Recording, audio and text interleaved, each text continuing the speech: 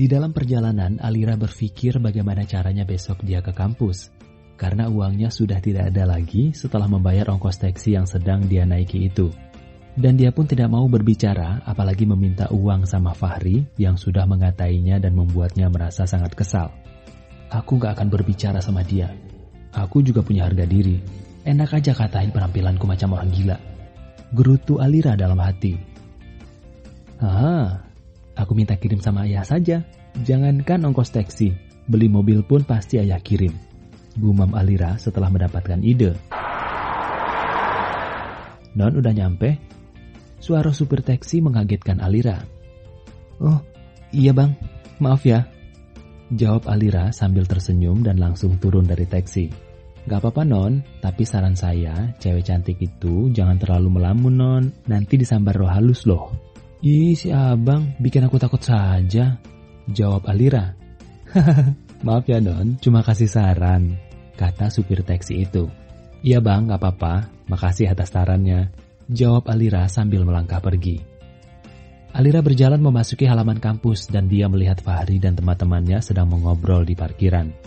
Alira sempat melirik Fahri, tapi Fahri malah cuekin dia. Ih, dasar es balok. Emang kamu aja yang bisa nyuekin aku? Aku juga bisa kali, gumam Alira dalam hati. Alira cuek bebek dan berlalu di depan mereka dengan penampilannya yang seksi dan gayanya yang sangat percaya diri. Wow, bodinya mantap banget tuh, kata Anton, salah satu temannya Fahri, dan mereka semua langsung melongo liatin Alira termasuk Fahri. Desahan Fahri setelah melihat Alira. Kenapa lu bro? Nggak tahan ya, lo liatin tuh gitar Spanyol. Kata Rian, salah satu temannya Fahri, tapi tidak dijawab sama Fahri. Keras kepala banget tuh cewek. Dibilangin tetap aja mau pakai pakaian gitu. Gak sadar apa kalau pakaiannya itu memperlihatkan bentuk tubuhnya yang padat itu. Gerutu Fahri dalam hati. Bro, kesambet ya lo. Ditanya malah bengong. Awas, jangan pikir macam-macam. Kata Rian yang dari tadi memperhatikan Fahri. Gak tahu ayo cabut. Ajak Fahri dengan tampang kesalnya. Jam istirahat. Alira dan teman-temannya yang baru keluar dari ruangan langsung melangkah menuju kantin dan di sana sudah ada Fahri dan juga teman-temannya. Tuh lihat. Upa ganteng ngelirik kita loh, kata Siva teman Alira. Mana? Tanya Amel. Astaga Amel itu. Kalau nggak lihat makhluk Tuhan yang paling sempurna itu, mata tuh digunakan untuk melihat yang indah-indah seperti itu. Siva berkata sambil menunjuk ke arah Fahri yang sedang fokus sama teman-temannya. Apa sih kalian ini? Buat apa lo bangga dilirik sama es balok itu? Ketus Alira. Aduh Alira, es balok itu sejuk sayang. Kata Siva gak mau kalah karena mereka gak tahu hubungan Alira dan Fahri. Udah, ayo pesan makan. Kata Baim, salah satu cowok sok ganteng di ruangan Alira. Iya ayo, aku juga udah lapar nih. Sambung Ara, salah satu temannya Alira. Tapi aku udah gak punya uang, kata Alira sedikit keras dan didengar oleh Fahri karena tempat duduk mereka agak dekat. Serentak tatapan mematikan Fahri tertuju ke Alira dan Alira pun menyadari tatapan Fahri tapi dia tidak mempedulikannya. Ya udah, biar aku yang traktir, jawab Agus, anak satu ruangan Alira yang selalu cari perhatian Alira. Nanti uangmu berkurang loh, jawab Alira dengan genitnya. Aku gak masalah, biar jatuh miskin karena Allah sayang, tambah Agus. Hi lebay loh, serentak Siva, Amel, dan Ara serang Agus. Aku gak masalah jadi lebay karena Alira, tambah Agus lagi. Sudah, ayo pesan makan dong. Rengek Ara yang dari tadi hanya cemberut karena sudah lapar. Lira, mau makan apa kamu? Tanya Agus yang sudah berdiri. Bakso aja gue, jawab Alira. Dan setelah itu mereka langsung makan sambil bercanda dan tertawa. Sedangkan Fahri yang dari tadi sudah gak tahan dengan tingkah Alira, segera mengajak teman-temannya untuk pergi dari kantin. Selesai makan, Alira dan teman-temannya langsung pergi dari kantin menuju ruangan mereka. Tapi di saat mereka sedang melangkah, tiba-tiba Alira merasa buang air kecil. Dan dia langsung menyuruh teman-temannya untuk pergi duluan. Kalian duluan ya, aku mau ke toilet bentar, kata Alira.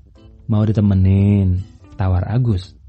Petak, jitakan Siva mendarat di kepala Agus. Jangan gila lo Gus, kata Siva. Aduh Siva, aku kan cuma bercanda, gerutu Agus sambil mengusap-ngusap kepalanya. Bercanda tuh yang wajar, jangan kurang ajar, sambung Amel.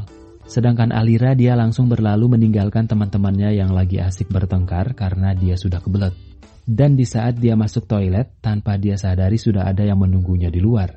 Dan di saat dia keluar, tangannya langsung ditarik oleh Fahri yang sudah memperhatikannya dan mengikutinya sampai ke depan toilet. Fahri menarik tangan Alira dan membawanya ke lorong belakang yang selalu sepi. Apa-apaan sih kamu mas? Lepasin tangan aku, sakit tahu, kata Alira sambil berusaha melepaskan tangan Fahri. Fahri tidak menghiraukan kata-kata Alira sama sekali. Dia malah mempercepat langkahnya sambil mencengkram dan menarik tangan Alira menuju lorong. Lepas mas, sakit, Alira berkata dengan mata yang sudah berkaca-kaca. Dan Fahri pun langsung melepaskan tangannya karena mereka sudah berada di lorong yang sepi. Fahri menatap Alira dengan tatapan yang tidak bisa diartikan dan kemudian berkata, "Kamu pulang jam berapa?" Tanya Fahri tapi tidak direspon sama Alira. "Alira, aku tanya!" teriak Fahri dan membuat Alira takut. "Jam 12, jawab Alira dengan suara bergetar karena sudah menangis. "Tunggu aku di mobil nanti. Ini kunci mobilnya. Buka pintu dan masuk, tunggu aku di dalam mobil," kata Fahri dengan tatapannya yang tajam. Alira yang sudah berlinang air mata hanya menerima kunci mobil dari tangan Fahri tanpa menjawab apa-apa karena dia tidak mau berlama-lama di tempat itu dan dilihat orang. Setelah itu Fahri pergi dan tak lama Alira pun ikut pergi. Alira mencuci mukanya terlebih dahulu di dalam toilet biar gak kelihatan sembab oleh teman-temannya. Dan setelah itu dia langsung melangkah menghampiri teman-temannya. "Kamu ke toilet kok lama banget sih, Lir?" tanya Ara. "Iya, soalnya perutku tiba-tiba sakit," jawab Alira berbohong. "Ah, itu kan Gus, karena kamu kasih makan anak orang gak ikhlas. Jadinya begitu," kata Baim. "Apa sih lo Baim? Aku tuh jangankan kasih makan bakso, minta dilamar Alira juga aku ikhlas," jawab Agus. "Najis lo," sambut Siva. Hahaha. Mereka serempak tertawakan Agus yang sok ganteng itu. Setelah jam pulang, Alira lari buru-buru meninggalkan ruangan dan masuk ke dalam mobil Fahri biar gak dilihat teman-temannya juga yang lain. Dan gak lama Fahri pun menyusul. "Fahri!" panggil Tania, cewek yang kejar-kejar Fahri dari SMA. Kebetulan mereka satu ruangan. "Ada apa Tan?" tanya Fahri. "Aku nebeng ya," kata Tania sambil meluk lengan Fahri. Dan Alira gak sengaja lihat mereka dari dalam mobil. "Oh maaf ya Tan, gak bisa, soalnya aku ada urusan penting," kata Fahri sambil melepaskan tangan Tania dari lengannya. Akhirnya Tania mengangguk sambil memasang senyum manis di depan Fahri, walaupun di dalam hatinya sangat sakit karena selalu ditolak oleh Fahri. Setelah itu Fahri langsung melangkah masuk ke dalam mobilnya, sedangkan Alira yang berada di sampingnya memilih menatap ke jendela karena dia gak sudi melihat es balok yang ada di sampingnya itu. Fahri melajukan mobilnya menuju kantornya, dan setelah sampai depan kantor, Fahri segera turun dan berjalan memutar membukakan pintu untuk Alira sambil berkata, "Turun," perintah Fahri. "Kok kita ke kantor sih? Bukannya pulang?" protes Alira.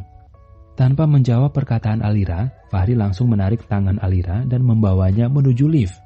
Dan setelah sampai di lantai paling atas tepat di lantai yang terdapat ruangan kerja Fahri, mereka keluar dari lift dengan tampang Fahri yang seperti bom waktu yang mau meledak karena menahan emosi, dan Alira dengan tampang cemberutnya karena sangat kesal.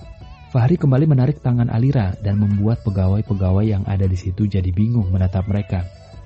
"Mas, lepas. Mas, lepasin mas," rengek Alira yang sudah mulai berkaca-kaca karena malu diliatin semua orang yang ada di situ.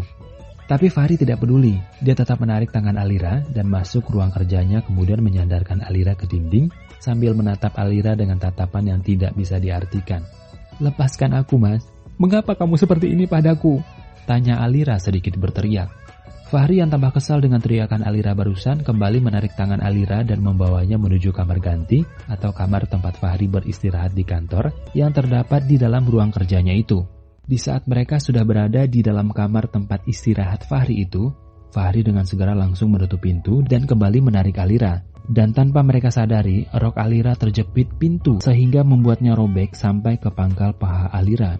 Melihat roknya robek, Alira langsung berteriak dan menangis. Dan hal itu membuat Fahri makin kesal dan segera menarik roknya dari jepitan pintu kemudian mendorongnya ke arah tempat tidur. Fahri dengan amarahnya mendorong Alira ke atas tempat tidur sampai membuat paha Alira sedikit terlihat. Dan itu membuat Fahri tambah emosi dengan rok yang Alira pakai karena rok itu terlalu ketat dan pendek. "Mas!" teriakan Alira sambil menangis.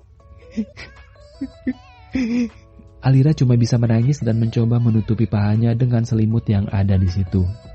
"Kenapa ditutup, ha? Kamu malu sama aku, ha?" teriak Fahri. "Kamu tuh semestinya malu mengenakan pakaian kayak gini di depan umum. Kenapa di depan aku sendiri baru kamu malu, ha?" Dengan kesal Fahri berkata-kata, "Aku tuh suami kamu yang berhak atas semua yang kamu miliki. Kamu harus tahu itu." Tambah Fahri dengan nada yang kesal. "Tapi jangan kamu berpikir aku kayak gini karena aku cemburu. Aku gak ada rasa apapun sama kamu, karena pernikahan kita hanya atas dasar perjodohan orang tua." Tambah Fahri.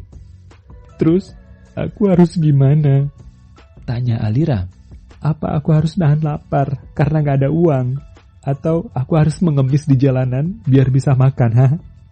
teriak Alira yang membuat Fahri geram dan mengangkat tangan hampir berbuat kasar. "Apa? Kamu mau pukul aku? Coba kalau kamu berani," tantang Alira dengan nada kesalnya. "Ayo pukul aku, biar sempurna kamu menjadi suami yang kejam. Ayo pukul," kata Alira sambil menarik sebelah kerah Fahri. Karena tidak sanggup menahan emosi dan tidak sanggup berbuat kasar kepada Alira, membuat Fahri segera berbalik hendak pergi. Dan tiba-tiba dia kaget karena semua kancing kemejanya sudah terhambur di atas lantai karena ditarik oleh Alira yang masih memegang sebelah kerahnya.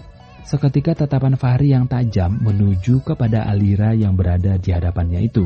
Dan Alira yang ditatap langsung takut karena dia juga tidak bermaksud membuat semua kancing baju Fahri terlepas. Dengan kesalnya, Fahri melepaskan tangan Alira yang masih memegang bajunya. Kemudian dia melangkah keluar dengan nafas yang tidak teratur karena menahan kekesalannya.